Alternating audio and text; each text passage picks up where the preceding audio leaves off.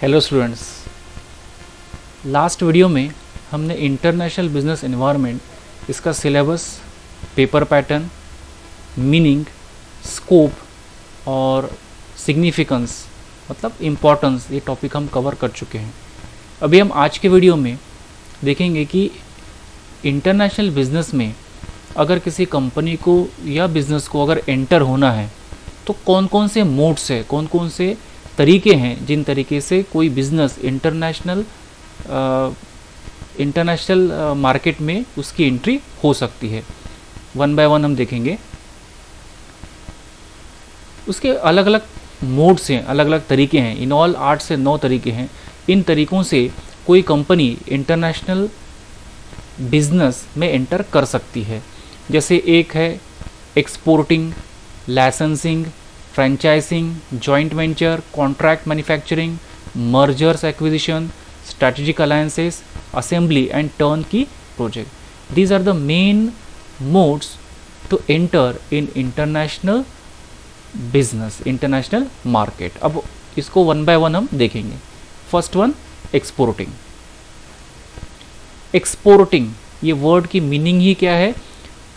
Domestic market में goods या services का प्रोडक्शन करना और फॉरेन मार्केट में इसको सेल करना, इसी को हम क्या कहते हैं? एक्सपोर्ट। तो ये सबसे इजी तरीका है, क्विक एंट्री होती है इंटरनेशनल मार्केट में, इसमें रिस्क भी कम रहती है। देन इसमें कैपिटल की जो इन्वेस्टमेंट है वो भी फॉरेन कंट्री में नहीं रहती, क्योंकि जो भी मैन्युफैक्चरिंग इंफ्रास्ट्रक्चर है वो आपके ही देश में है, तो एडिशनल आपको उसके लिए फॉरेन कंट्री में कोई इन्वेस्टमेंट की आवश्यकता नहीं पड़ती। ये हो गया इसके एडवांटेजेस। अब लिमिटेशंस मतलब डीमेरिट्स क्या हैं इसके, कि जिस मार्केट में आप गुड्स को बेच रहे हो, सेल कर रहे हो, उस लोकल मार्केट की कभी कभी आपको जानकारी कम हो सकती है, तो उसकी वजह से इश्यूज़ अराइज हो सकते हैं। वहाँ का जो लोकल जो पॉलिटिकल एक फैक्टर होता है वो भी एक्सपोर्ट में कभी कभी बाधा दे सकता है। इंटरनेशनल मार्केट में इंटर करने का दूसरा तरीका है लाइसेंसिंग। लाइसेंसिंग क्या है? Licensing means permission. लाइसेंस का मतलब क्या है? Permission given by one company, that is licensor. अब परमिशन देने वाला और परमिशन लेने वाला ऐसे दो पार्टी है।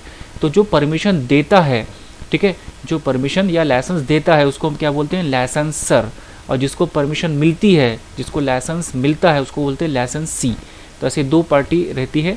तो लाइसेंसिंग क्या है? Permission given by one company, that is licensor, to another company, that is licensee, to use technology और नो हाउ और सेल और मैन्युफैक्चर गुड्स और सर्विसेज इन अनदर कंपनी। एक कंपनी दूसरे कंपनी को परमिट करती है कि आप हमारी टेक्नोलॉजी, हमारे प्रोडक्ट्स को बेच सकते हो या मैन्युफैक्चर कर सकते हो। तो ये भी एक तरीका है लाइसेंसिंग, जिससे इंटरनेशनल मार्केट में इंटर किया जा सकता है। जैसे फॉर एग्जांपल यहाँ पर ए कंपनी इंडिया में है, ठीक है, इसने लाइसेंस दिया बी कंपनी को जो कि है यूएसए की। अब ए कंपनी और बी कंपनी के बीच में क्या हो गया है? एक लाइसेंस दे दिया है ए कंपनी ने बी कंपनी को। तो भले ही मैन्युफैक्चरिंग बी कंपनी कर रही है, लेकिन लाइसेंस दिया किसने है? ए कंपनी ने। तो वो टेक्निकली क्या काउंट होगा? एक्सपोर्ट ही काउंट होगा। अब इसमें क्या फ़ायदे हैं? इसमें क्विक एंट्री है, खर्चा जो है ओवरऑल वो कम आता है, क्योंकि इसमें ए कंपनी ने यहाँ पर कुछ इंफ्रास्ट्रक्चर में ज़्यादा इन्वेस्ट नहीं किया है, वो बी कंपनी का है। बी कंपनी को केवल ए कंपनी ने क्या दिया? लाइसेंस दिया। तो ए कंपनी का एडिशनल प्लांट एंड मशीनरी वगैरह कोई इन्वेस्टमेंट नहीं है। इसमें रिस्क भी क्या है? कम है। अब इसमें प्रॉब्लम्स क्या आते हैं, डिमेरिट्स क्या है? लीगल फॉर्मेलिटीज़ बहुत सारी रहती है, क्योंकि लाइसेंसिंग है, दो देश है, तो उसमें कभी कभी टेक्निकल जो लीगल फॉर्मेलिटीज़ भी है वो बहुत ज़्यादा होती है। लीगल कॉम्प्लिकेशन उसकी वजह से अराइज हो सकते हैं। और इसमें एक दिक्कत ये भी आ सकती है कि जिसको लाइसेंस मिला है वो आगे चल के लाइसेंस देने वाले का कॉम्पिटिटर बन सकता है। इन लॉन्ग टर्म उसमें ये चांसेस रहते हैं। तीसरा है तरीका इंटरनेशनल बिजनेस में एंटर करने का, फ्रेंचाइजिंग। ये भी आपने नाम सुना होगा, फ्रेंचाइजिंग। तो फ्रेंचाइजिंग में क्या होता है कि एक फ्रेंचाइजिंग भी एक तरीके का एक कॉन्ट्रैक्चुअल एग्रीमेंट होता है, जहाँ पर एक कंपनी दूसरे कंपनी को परमिट करती है, ठीक है। तो परमिट देने वाला फ्रेंचाइजर, परमिट जिसको मिल रही है उसको क्या बोलेंगे? फ्रेंचाइजी, ठीक है। तो इसमें जो परमिट करता है दैट इज़ फ्रेंचाइजर, और जिसको परमिशन मिलती है उसको बोलते हैं फ्रेंचाइजी। किस चीज़ की परमिशन? टू सेल गुड्स और सर्विसेज और यूज़ ट्रेडमार्क, मतलब वो फ्रेंचाइजर के गुड्स को बेच सकता है, उसके ट्रेडमार्क को इस्तेमाल कर सकता है। जैसे आपने नाम सुना होगा डोमिनोज, ठीक है, सब यंगस्टर है, डोमिनो पिज़्ज़ा सबको पता है, KFC, पिज़्ज़ा हट, सबवे, ये सब अमेरिकन कंपनी है, लेकिन इंडिया में आपको बहुत सारे जगहों पर इसके आउटलेट मिलेंगे। तो आउटलेट वो these are nothing but franchise, ठीक है। तो अलग अलग फ्रेंचाइजी, तो यहाँ पर अगर इंडिया में किसी को नागपुर में उसका आउटलेट खोलना है तो उसको फ्रेंचाइजर कौन रहेगा इसमें? US की जो डोमिनो की जो मेन है वहाँ से उसको परमिशन लेना पड़ेगा, और परमिशन देते समय ये देखा जाता है कि पूरा गाइडलाइंस जो है ये फ्रेंचाइजर देगा कि नाम जो लोगो है एग्जैक्टली वैसा ही होना चाहिए, किस टाइप के प्रोडक्ट बेचे जाएंगे, प्राइस कितनी रहेगी, इवन जो इंटीरियर रहेंगे तो इंटीरियर में कौन से कलर कॉम्बिनेशन होने चाहिए, ये सब फ्रेंचाइजर बताता है। और दोनों के बीच में जो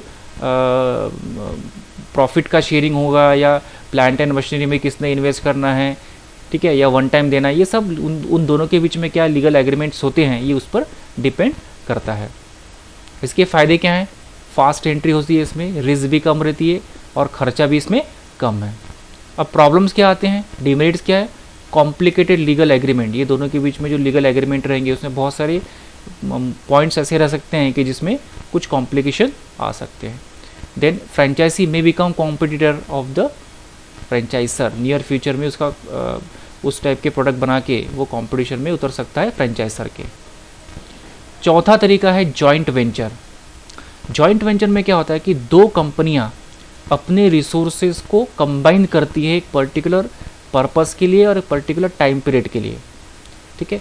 दोनों कंपनियां, दोनों ऑर्गेनाइजेशन की एक्सपर्टाइज अलग अलग रहती है, दोनों के पास अपने रिसोर्सेज रहते हैं और वो रिसोर्सेज को कंबाइन करते हैं और एक ऑब्जेक्ट के लिए वो रिसोर्सेज को पूल करते हैं, कंबाइन करते हैं। तो जॉइंट वेंचर क्या है? कमर्शियल एंटरप्राइज है, ऑफकोर्स जॉइंट वेंचर प्रॉफिट के लिए ही रहता है, which is formed by combining the resources of 2 और मोर ऑर्गेनाइजेशन। 2 या 2 से ज़्यादा ऑर्गेनाइजेशन के रिसोर्स को क्या करते हैं? कंबाइन करते हैं फॉर अचीविंग स्पेसिफिक ऑब्जेक्टिव। कोई एक उद्देश्य को पूरा करने के लिए हम क्या करते हैं, जो रिसोर्सेज हैं 2 या 2 से कंपनी को, उसको क्या करते हैं? कंबाइन करते हैं। इसके बहुत सारे फेमस एग्जांपल्स है, बोइंग एंड टाटा जो है इनका एक जॉइंट वेंचर है। Then Uber and Volvo company ने एक ड्राइवरलेस कार बनाने का उनका एक प्रोजेक्ट है। तो these are all joint venture. Sony Ericsson, these are all joint ventures.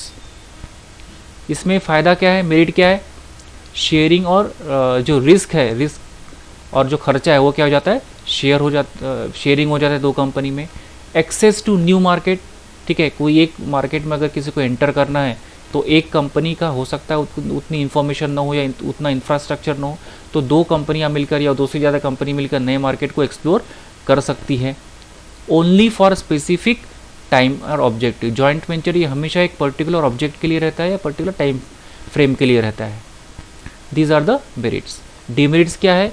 Restriction on flexibility of business operations. जो भी बिजनेस ऑपरेशन रहेंगे उसमें जो फ्लेक्सिबिलिटी होनी चाहिए किसी बिजनेस के लिए उतनी नहीं रह पाती, क्योंकि दोनों के बीच में वही काम होंगे जो दोनों ने लीगली एग्री किया होगा, तो उसमें ज़्यादा कुछ चेंजेस नहीं हो सकता। क्लैश ऑफ कल्चर ऑफ दो ऑर्गेनाइजेशन अगर कंबाइन हो रहे हैं तो दोनों के अपने क्या रहेंगे? अपने कल्चर रहेंगे, तो उसमें क्लैशेस होना ये पॉसिबल, उसमें नियर फ्यूचर ये पॉसिबिलिटी रहती है। इसके आगे का जो है, जैसे इंटरनेशनल बिजनेस में एंट्री करने के जो 5वां जो तरीका है, दैट इज़ कॉन्ट्रैक्ट मैन्युफैक्चरिंग। तो कॉन्ट्रैक्ट मैन्युफैक्चरिंग मैं अगले वीडियो में शेयर करूंगा, क्योंकि वीडियो का लेंथ बहुत हो जाती है, इसलिए नेक्स्ट वीडियो में मैं शेयर करूंगा कॉन्ट्रैक्ट मैन्युफैक्चरिंग।